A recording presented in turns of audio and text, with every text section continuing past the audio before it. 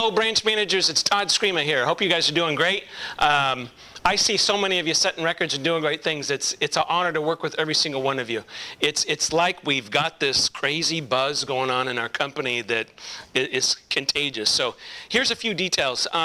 Really excited about the branch manager retreat coming up. I want to give thanks to Dan Miller and Mark Graham.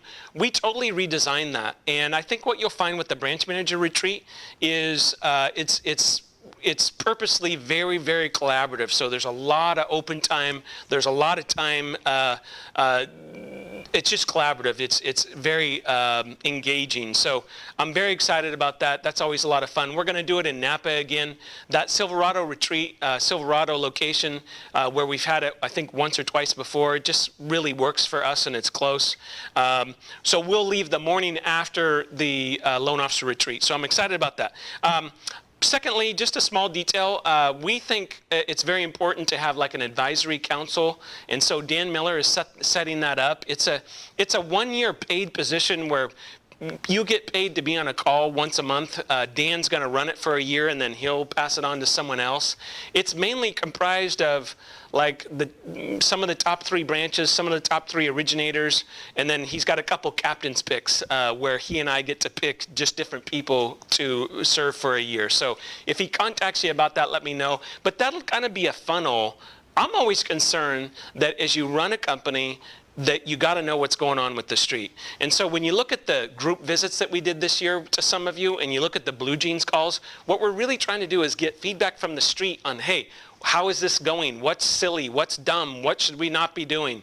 And so this is just one more layer to that. So I want to again thank Dan for setting that up and heading that for the first year.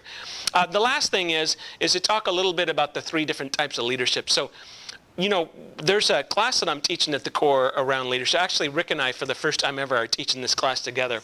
And what's kind of cool about that is we've broken it down into what we call servant leadership, which is where you serve people, and they really feel that way. One is example leadership, which is you lead by example. So if a branch manager can close 20 loans a month, then the average loan officer thinks they can close 10. That would be example leadership. And the last one is more dictatorial leadership. It's more, you're going to do this because I said so. You know, for example, you're going to fill out your greatness tracker and turn it in every Friday. You're going to do your update calls and turn in a checklist, and you're going to do it every single week. That's more dictatorial type leadership. What I want to encourage you guys to do is, first of all, I think we're probably teaching one of these at the BM or LO retreat. But what I want to encourage you to do within those 3 circles, what I find in coaching people is they're usually really weak in one of them.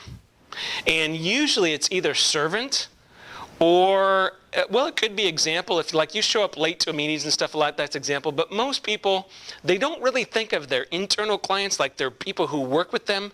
They don't really think of them as clients. And so when they don't feel that way, you know, I just interviewed a guy yesterday, he does 10 loans a month, and I said, well, why are we really meeting? Because you work for a decent company. He said, Todd, I just don't even know my branch manager. He's very disconnected, never checks on me, never asks how I'm doing.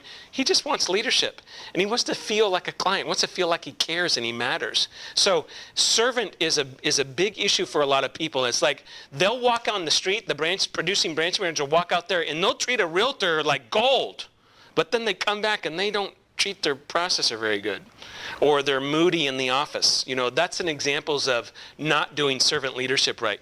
When it comes to dictator leadership, or directive leadership, dictator's not the right word, where people struggle with that is they don't do it enough. There comes a point you need to set an LP2 down who's messing with your processor and say, hey, we're going to hash this out right now because you guys aren't going to act this way in my office. So many people struggle with that. I just got off the phone today with a branch manager from the core struggling with this, and it's like, I just said, my advice was, well, you got these two of your key people arguing. Yeah. I said, well, did you meet with them and set them down and let them know that A, it was not okay, and B, to work it out? No. That's why I'm calling you. I'm like, dude, that's what a leader does, is you tell people what to do sometimes. You know, sometimes I'll tell my kids, why do I got to do that, Dad? Because I said so. You know, I had my 9-year-old come home from football practice last night and tell me he wasn't going to eat the dinner that Mom made from scratch. And I said, you will eat that dinner or you will go to bed right now. And I said, you choose right now. Okay? Sometimes you just got to do that. Okay, that's not being a jerk. It's not being rude. It's just, no, you don't yell and cuss and hit people. It's just you're direct. You're authentic about how you think and feel about the situation.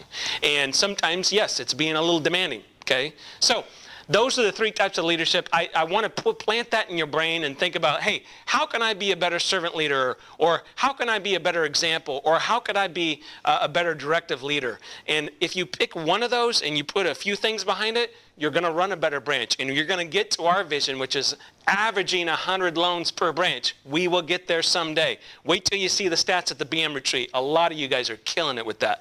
Have a great month, guys. Talk to you soon.